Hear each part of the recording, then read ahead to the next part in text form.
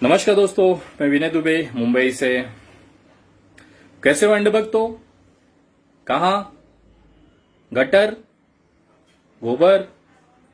नहीं नहीं नहीं, साले गटर तो गटर। ठीक है, आज मैं बात करूंगा तुम्हारे नए बाप की। नया बाप मालूम है ना? अरे यार, तुम लोग रोज बाप बदलने वाले, तुमको याद दिलाना पड़ता है। अरे वही दिल्ली वाला तुम्हारा कपिल मिश्रा। अभी कुछ दिन पहले उसने ट्वीट किया था कि शाहीन बाग की फिर से तैयारी हो रही है, हमें अलर्ट रहना है। तो सुन बे कपिल, बेटा कपिल, सुन रहा है ना? हाँ, ये जो शाहीन बाग है ना, ये तेरे औकात से बड़ी चीज है। और तू क्या, तेरी पूरी जो ऊपर नीचे बैठे हुए लोग हैं ना, वो पूरा अपना पिछवाड़ा लगा देंगे ना, तो भी ये बंद नहीं कर सकते। ये संविधान ने हमें दिया हुआ अधिकार है और शाहीन बाग चलता रहेगा। तुम्हारे अंदर जितना भी गुर्दा होगा, दम होगा ना, रोक के दिखाना। तुम लोग साले पीछे से वार करने वाले, कभी सामने से भी आया करो रे। कब तक पुलिस के पीछे छुप के फायरिंग करेगा? कब तक पुलिस के पीछे छुप के लड़ेगा रे? देखा हमने दिल्ली में दंगे के टाइम पे तेरा पुलिस के पीछे छुप के बहुत बड़ा शेर बनता है। आप लोगों को पता है ये कपिल मिश्रा आज तक बचा क्यों है? कपिल मिश्रा के ऊपर कोई कार्रवाई क्यों नहीं हुई? कपिल मिश्रा ऐसे आजाद क्यों घूम रहा है? उसके पीछे एक कारण है, उसके पास एक सेक्स सीडी है जिसमें एक पुरुष और एक महिला करते हुए दिख रहे हैं। और उस सीडी के दम पे वो बंदा पूरे भारत में जहर फैला रहा है, दंगे भड़काता है, सारी चीजें खुलेआम करता है, लेकिन उसके ऊपर कोई कार्रवाई नहीं होती। उसका कारण है वो सीडी। और ये सीडी किसकी है? ये कपिल मिश्रा बता रहे हैं अपने मुंह से। जरा सुनिएगा वो क्या कह रहे हैं, किसके बारे में कह रहे हैं और क्यों कह रहे हैं। वो सीडी में आखिर ऐसी क्या चीज है जिसकी वजह से आज तक पुलिस उस पर कार्रवाई नहीं करती है? भारत के प्रधानमंत्री जी, भारत के गृह मंत्री जी चुप क्यों हैं? आखिर कपिल मिश्रा भारतीय जनता पार्टी को क्यों ज्वाइन किया और आखिर उसके ऊपर कार्रवाई क्यों नहीं हुई? उसका एकमात्र कारण है ये सेक्स सीडी। और ये सेक्स सीडी किसकी है, ये कपिल मिश्रा बताएगा आज अपने को। और खास करके अंडभक्तों, ये वीडियो जरूर देखो। तुम्हारे पापा के चरित्र हनन की एक एक डिटेल में उन्होंने पूरा डिटेल दिया है। आज की वीडियो हर भारतीय तक पहुंचनी चाहिए। ये जरूरी है देश को जानना कि आखिर वो सीडी किसकी थी और आखिर कपिल मिश्रा इतना डंके की चोट पे कैसे बोल पाता है। देखिए कपिल भाई, जरा डिटेल में बताना। पंजाब नहीं माफ करेगा। इस एफिडेविट को देखिए आप, ये प्रदीप शर्मा नाम के आईएएस अधिकारी हैं सुप्रीम कोर्ट के अंदर। और ये क्या लिखा है इस एफिडेविट में? मैं चाहता हूं सभी सदस्यों को इस एफिडेविट की प्रतियां जरूर दी जाए और सदन के रिकॉर्ड में ये एफिडेविट मैं आज दूंगा। सदन के रिकॉर्ड में ये एफिडेविट रखा जाए। एफिडेविट में लिखा है, chief minister Shri Narendra Modi visited Kutch to inaugurate the hill garden project and upon its completion it was the time when he was introduce to an architect. उसका नाम मैं यहां नहीं लूंगा, लेकिन उस महिला से हिल गार्डन प्रोजेक्ट के पूरा होने के समय परिचय होता है। शरद उत्सव अक्टूबर 2005 में नरेंद्र मोदी जी उनके साथ ईमेल पे बात करनी शुरू करते हैं और उसके बाद Shri Modi and miss had begun to exchange text messages which she communicated to the petitioner. She further mentioned that she was planning to meet the chief minister. उनको उनके घर पे मिलने के लिए बुलाया जाता है मुख्यमंत्री महोदय के। और शरद उत्सव के अगले दिन सुबह 7 बजे, following morning at the site of Sharad Utsav at approximately 7 a.m. the petitioner was in the presence of Sri Modi when Miss arrived, and the conversation between them assured the petitioner that Sri Modi and Miss were in fact exchanging personal text messages, emails and or direct conversations. और यहां से जब बात आगे बढ़ती है तो पता लगता है, वो महिला बताती है petitioner को कि Shri Modi in his office he would freely interrupt scheduled meetings, walking out of his office on senior officials in order to speak to her privately. बहुत जोर शोर से प्राइवेट कन्वर्सेशन के बारे में विजेंद्र गुप्ता बोल रहे थे। यहां पे सुप्रीम कोर्ट के पिटीशन में लिखा हुआ है, सुप्रीम कोर्ट को एफिडेविट देकर लिखा गया है, मोदी जी मुख्यमंत्री होते हुए अपनी मीटिंग छोड़ के बाहर निकल जाते थे इस महिला से अकेले में बात करने के लिए। अधिकारियों से कहते थे मुझे कोई डिस्टर्ब नहीं करेगा, अब मेरे को केवल इस महिला से बात करना है, और राजपाट का सारा काम छोड़ के उस महिला के साथ बात करने निकल जाते थे। Second week of March 2006, at approximately 5 p.m., Miss called the petitioner and conveyed that she had just landed in Ahmedabad and was planning to visit Bhuj. शाम को 5 बजे वो अहमदाबाद में उतरती हैं फ्लाइट से। इस आईएएस ऑफिसर को फोन करते हैं कि मैं अहमदाबाद आ गई हूं और अगले दिन मैं भुज जाने वाली हूं, लेकिन थोड़ी देर के बाद उनका फोन स्विच ऑफ हो जाता है। 2 days later, at approximately 11 a.m., Miss called the petitioner and conveyed that she was at the residence of Sri Modi ji. 2 दिन तक फोन स्विच ऑफ रहता है और 2 दिन तक स्विच ऑफ रहने के बाद 2 दिन के बाद 11 बजे वो वापस एक petitioner को कॉल करती है और बोलती है कि मैं 2 दिन तक मोदी जी के घर पे मेरे को रखा गया था और इसीलिए मेरा फोन स्विच ऑफ था। When she landed at Ahmedabad airport, she was received by Sri O.P. Singh, Sri Modi's deputy, and was escorted in a vehicle to Chief Minister's residence. Modi ji के डिप्टी ओपी सिंह उनको लेने आते हैं airport में, अपनी गाड़ी में बैठाते हैं और सीधे मोदी जी के घर लेके जाते हैं। और कैसे लेके जाते हैं? She was advise to switch off her cell phone, से कहते हैं अपना फोन बंद कर लो, and enter the chief minister's residence through rear door. कहते हैं सामने के दरवाजे से नहीं आना, तुम्हें पीछे वाले दरवाजे से अंदर लेकर जाएंगे। कहते उस महिला का फोन बंद करा के सरकारी गाड़ी में बैठा के पीछे वाले दरवाजे से नरेंद्र मोदी के घर लेके जाया जाता है। और उसके बाद she was taken to the first floor and given a room across the chief minister's bedroom. उसको फर्स्ट फ्लोर में ले जाते हैं और मोदी जी के बेडरूम के बगल वाले कमरे में कहते हैं तुम्हें यहीं रहना होगा। अगले दिन वो महिला लिखती है कि होली का त्यौहार था। अगले दिन बहुत सारे लोग मोदी जी से मिलने आए, लेकिन मोदी जी केवल थोड़ी देर के लिए नीचे गए मिलने के लिए, उसके बाद वापस कमरे में आ गए। उन मिलने वालों में आनंदीबेन पटेल भी गई थी।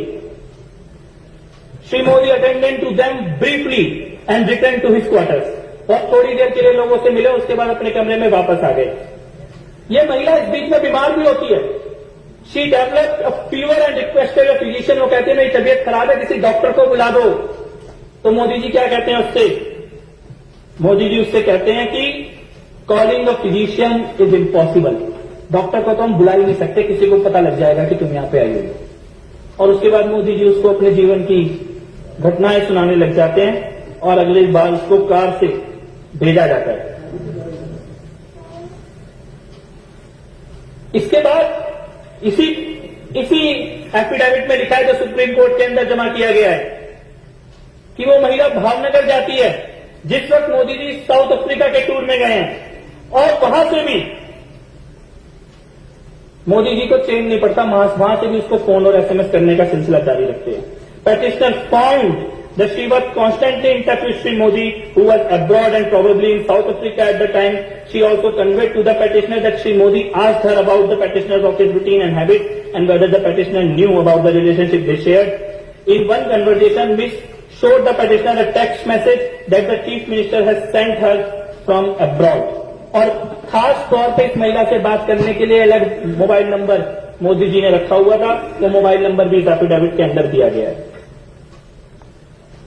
इसके बाद इससे भी ज्यादा खतरनाक बात होती है। इस पेटिशनर प्रदीप शर्मा जिन्होंने सुप्रीम कोर्ट में एफिडेविट दिया, इनके पास एक लेटर आता है कि एक सीडी है इस महिला की किसी व्यक्ति के साथ सेक्स करते हुए, और वो सीडी जो है वो सरकार के पास है, इसीलिए प्रदीप शर्मा इस महिला से मिलना बंद कर दें। और इस लेटर के आने के बाद प्रदीप शर्मा के साथ कई तरह के टॉर्चर होने लगते हैं और प्रदीप शर्मा ये कहते हैं लास्ट में, it now appears to the petitioner that Sri Modi started believing that the videos involving Miss perhaps included Sri Modi himself. यानी कि मोदी जी को ये लगा कि मोदी और उस महिला के बारे में जो वीडियो सीडी है वो खुद इस पेटिशनर के पास आ गई, और इसीलिए इस पेटिशनर के साथ कई तरह के केस और कई तरह के मामले दर्ज करके इनका पूरा कैरियर बर्बाद करने की कोशिश की जाती है। और अध्यक्ष महोदय, ये सीडी और ऑडियो रिकॉर्डिंग इसके बहुत शौक हैं। विजेंद्र गुप्ता जी को आज उनके सारे शौक पूरे कर देते हैं विधानसभा के अंदर। अभी भी गए कि मैं जाके बाहर दिखाऊंगा लोगों को एक ऑडियो सीडी, एक सीडी में इस विधानसभा में ऑन रिकॉर्ड रखना चाहता हूं। और ये सीडी अमित शाह की है, अमित शाह की पुलिस अधिकारियों के साथ बातचीत की है, और ये सीडी वो घिनौना सच हिंदुस्तान के सामने लेके आती है कि कैसे एक मुख्यमंत्री एक लड़की, अपने से आधी उम्र की लड़की के पीछे पड़ता है, और पीछे कैसे पड़ता है, पूरी की पूरी पुलिस उसके पीछे लगाता है। केवल पुलिस नहीं, वहां की इंटेलिजेंस एजेंसी अधिकारियों तक को भी एक लड़की के पीछे लगा देता है उसकी एक एक पल की खबर रखने के लिए। पुलिस अधिकारियों के बीच में खुद पुलिस अधिकारी सिंघल 267 फोन कॉल का रिकॉर्ड है, 267 कॉलों का रिकॉर्ड दिया गया है, सीबीआई के पास भी दिया गया था। और इसमें सिंघल ने खुद बोला है अगस्त से लेकर सितंबर 2009 के बीच में उस लड़की के प्राइवेट मूवमेंट और प्राइवेट कन्वर्जेशंस को रिकॉर्ड करने के लिए, पीछा करने के लिए अमित शाह किस तरीके से पुलिस वालों को निर्देश दे रहे हैं। मैं चाहता हूं सदन के अंदर उस सीडी को चलाया जाए। જી સર ક્યાં છે અમારા કંપનીમાંથી જે લોકેશન નીકળ્યું એમાં પણ 14 ને 29 લોકેશન પર ત્યાં જ આવે છે 2 ને 29 માં જી એ બધા છોકરા જોડે ગયા નથી બસ ના સર ભાઈ જો સાહેબ ને બધી ખબર પડી જાય આપણને સર આમ પણ માણસો બિલકુલ ત્યાં ને સર મને લોકેશન પર કંપનીમાંથી બી જતો રહું છું એટલે મારે ખબર પડે પછી લોકેશનમાં શું થાય છે જી બાજુ જાય છે એનું એ જ રહે સર ટાવર એરિયાનું એક જ બતાવી રહ્યું છે એમાં જે સેલ આઈડી આવે છે બીજું સેલ આઈડી આવતી હોય તો ખબર પડી જાય કે બીજી સેલ આઈડી પર પકડાય છે जी तो स्टार्ट इसमें अमित शाह जी सिंघल नाम के अधिकारी को कह रहे हैं कि वो जहां गुजराती में ये बात कह रही है और उनको ये बोल रहे हैं कि उस जगह के मोबाइल टावर की सारी रिकॉर्डिंग ले लो, जिस होटल में वो रुकी है सारी रिकॉर्डिंग ले लो और जो लड़का उस लड़की से मिलने के लिए आने वाला है उसके सारे डिटेल चाहिए। आगे सुनिए। ये लगभग जवाना की तरह उसका जो माहिती आप पिला कुछ नहीं हाँ जी जी सर એટલે સાંજે કહું વિમાન છે જોઈ લેજો હા જી સર હું જાણ કરી આવો ચેક કરે ગોયર વાળું જી સર પેલા ભાઈ ભાવનગર પહોંચી ગયા હા પહોંચી ગયા સર લોકેશન મિલે તો રાત્રે જ પહોંચી ગયા સર હવે જો આ છોકરી મુંબઈ જવાની હોય ને સર તો પેલો મુંબઈ ના જાય હો રાઈટ રાઈટ રાઈટ રાઈટ હું સમજે તો હા સમજી ગયા સમજી ગયા જરા દોડાવશો જી જી જી અને સાંજના વિમાન જરા જોવાઈ લો જી જી જી वो लड़की शाम की फ्लाइट से मुंबई जाने वाली है और मोदी जी अधिकारी को कह रहे हैं कि गो एयर की फ्लाइट है, किसी हालत में भी मुंबई नहीं पहुंचनी चाहिए। अमित शाह बोल रहे बार बार बोल रहे कि साहब को सब पता है, साहब को सब पता है, साहब पता करना चाहते हैं इस लड़की के बारे में, साहब को सब पता है और किसी भी हालत में ये मुंबई नहीं पहुंचनी चाहिए लड़की। ખબર પડે છે સર ના તમે મેં પેલા કહ્યું છે મને જોઈને આપે છે સર કે છે ફોન પર ફોન કરે નહીં મને જાણ કરે છે સર હમણાં 10-15 મિનિટ લાગશે એરપોર્ટ પર શું થયું સર પેલો છોકરો મૂકીને નીકળી ગયો છે પણ માણસો જો ત્યાં છે હજુ ફ્લાઇટ ઉપડવામાં 10 મિનિટની વાર છે જી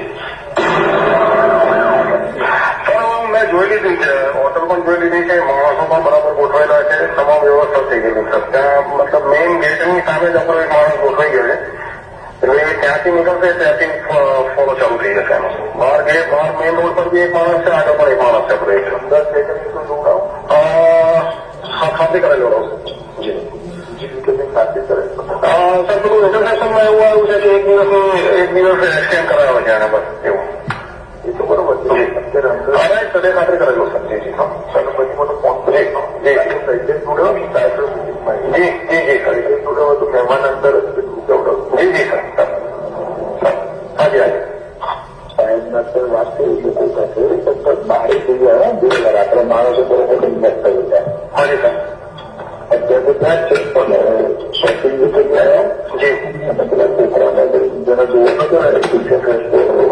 હાજી अध्यक्ष महोदय इसमें अमित शाह कह रहे हैं कि मोदी जी मेरे साथ ही बैठे हैं, साहब मेरे साथ ही बैठे हैं।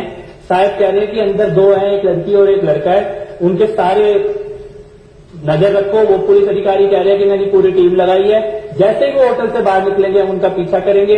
एक एक रिकॉर्ड हमारे पास है, उनके फोन रिकॉर्ड हो रहे हैं। और ये अमित शाह बोल रहे हैं उस वक्त वहां गृह मंत्री, यानी गृह मंत्री एक लड़की का पीछा कर रहा है, पूरी की पूरी पुलिस की फोर्स लगी हुई है।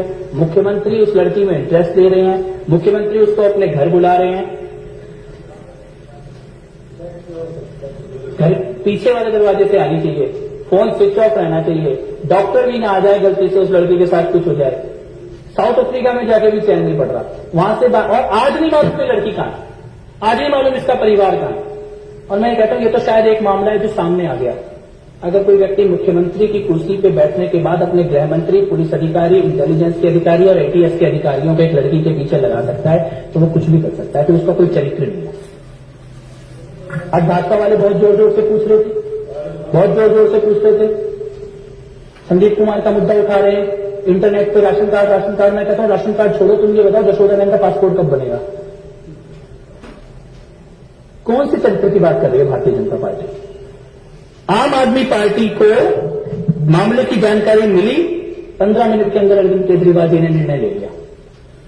वो कहावत है ना, ऊपर वाले के घर में देर है पर अंधेर नहीं। आम आदमी पार्टी में तो देर भी नहीं है।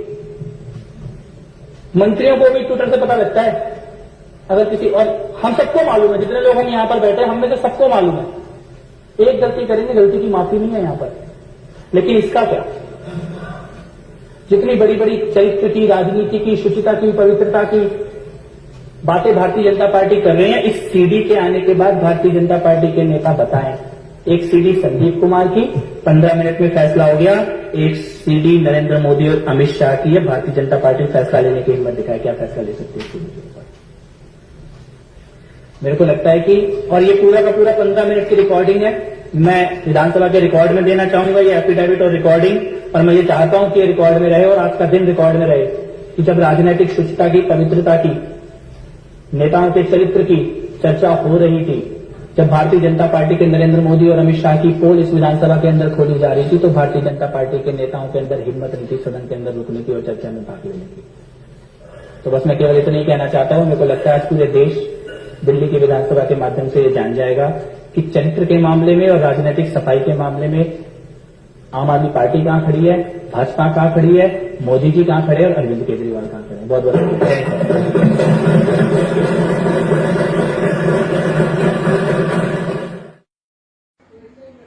टपाटप टपाटप।